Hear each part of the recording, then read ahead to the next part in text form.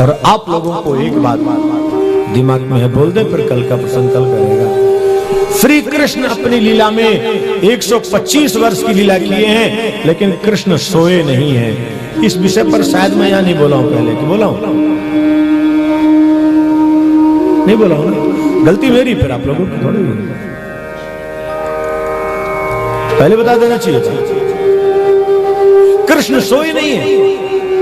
क्यों? ब्रज में गोपियों का जो मिलन है वो नहीं सोने दिया था, और मथुरा और द्वारिका में गोपियों का विरह कृष्ण को सोने नहीं दिया।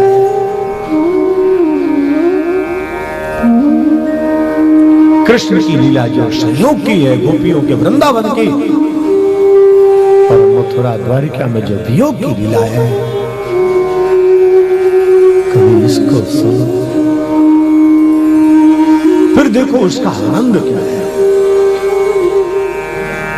उस कृष्ण को तब समझोगे भाई।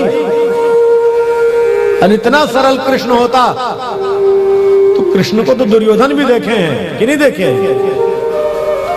कर्ण भी देख रहे हैं, भीष्म भी देख रहे हैं, एक से एक ब्राह्मण, एक से एक आचार्य बैठे थे सभा में, लेकिन कृष्ण प्रसाद पाने किसके यहां गए थे? विदुर के यहां गए थे। द्रोणाचार्य ने कहा, कृष्ण मैं तो ब्राह्मण हूं,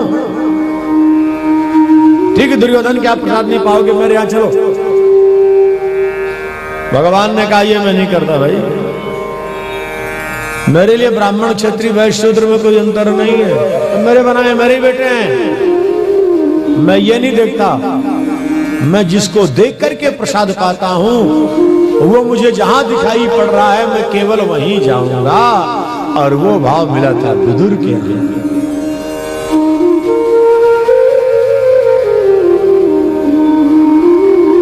वो भाव तो विदुर क्या मिला था? तो प्रसंग चल रहा था भारतवर्ष का, जहां के शासक अग्निध्रुव हैं। तो इस भूमंडल के मध्य भाग में जो ब्रज की रेखा है, ब्रजमंडल है, जिस स्थल पर स्थापित है, तो कन्हैया यहां स्थापित क्यों किया है? इसका भी कोई न कोई राज तो है। अब इस राज को आज रहने दो, प्रहलाद जी के प्रसंग में चले, थोड़ा आगे भागे, अभी 2 दिन का समय है, देखिए जितना बोल लेंगे। कन्हैया ब्रज को यहीं क्यों लाया है? कुछ न कुछ तो खेल किया है ना। इन्हीं बिंदुओं को तो आनंद है, बाकी क्या है भाई? आप भी मकान बनाते हो तो जगह देख करके ना बनाते हो, व्यवस्थित हो, ठीक ठाक हो, जहां हमको सुख मिल सके, आनंद मिल सके, मकान में जाके मुस्कुराएं, वही तो मकान फलीभूत होता है। तो कृष्ण भी लीला करने के लिए आए जब इस भूमंडल में, इस स्थल का जो चयन किए हैं, कुछ न कुछ राज तो है, और यही राज यही कृष्ण की लीला है। इसी को समझ लो तो ही कृष्ण समझ में आ जाएगा। भगवान कि परम भक्त प्रियव्रत अपने बच्चों को राज्यपाठ सौंप के निवृत्ति मार्ग में गए। आग्नेन्द्र के यहां नाभि का जन्म, ब्राह्मण भक्त थे, कोई संतान नहीं, यज्ञ करवाए, भगवान का प्राकट्य, क्या चाहिए? आपके समान पुत्र, बोले हमारे समान तो कोई नहीं, मैं ही आता हूं। भगवान का अंशावतार हुआ ऋषभ के रूप में। ऋषभ की कीर्ति का विस्तार होने लगा। जब कीर्ति का विस्तार होने लगा तो इंद्र को ईर्ष्या हो गई। देखो भाई, ये अनादिकाल का क्रम है, ये कुछ लोगों का स्वभाव है दूसरों से जलना। तो जलने वालों को जलने दो, बुझने वालों को बुझने दो, अपने पथ पर चलते रहो। ये उनका अपना मार्ग है, आप उनको रोक नहीं सकते हो। और उनकी ओर ध्यान कर लोगे तो आपका पथ रुक जाएगा, मत रुको।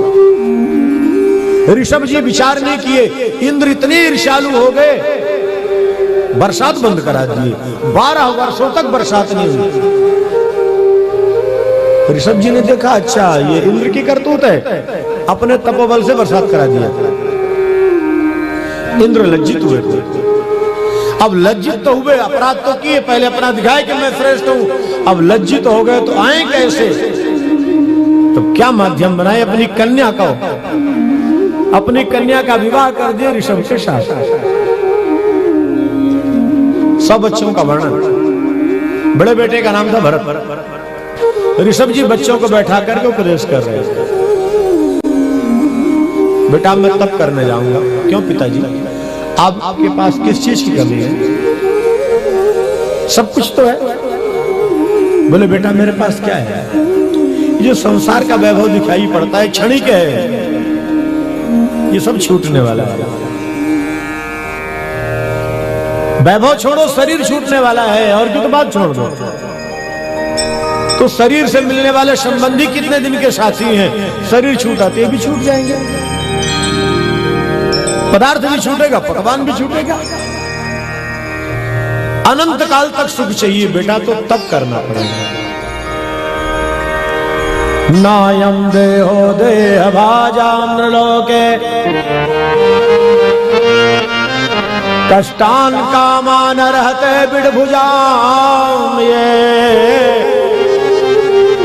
तपो दिव्यम पुत्र कायेन शत्रुम शुद्धेद्यस्माद् ब्रह्म सौख्यम त्वनन्तम् एवं मनः कर्म वशं प्रयुङ्क्ते अविद्ययात्मन्युपधीयमाने प्रीतिर्न यावन् मयि वासुदेवे न मुच्यते देह योगेन तावत् गुरुर्न सस्यात् स्वजनो न सस्यात् पिता न सस्यात् जननी न सस्यात् दैवं न तस्यात् न पतेश्च सस्यात् नमो चयेद्यः समुपेत मृत्युम्। है बेटा, उस सुख को पाना चाहते हो जो अनंत काल का सुख है, कभी नष्ट होने वाला नहीं है, उसके लिए तप करना पड़ेगा। तपो दिव्यम, क्यों? जीवन में जो तपा है वही आगे बढ़ा है। तप बल रचय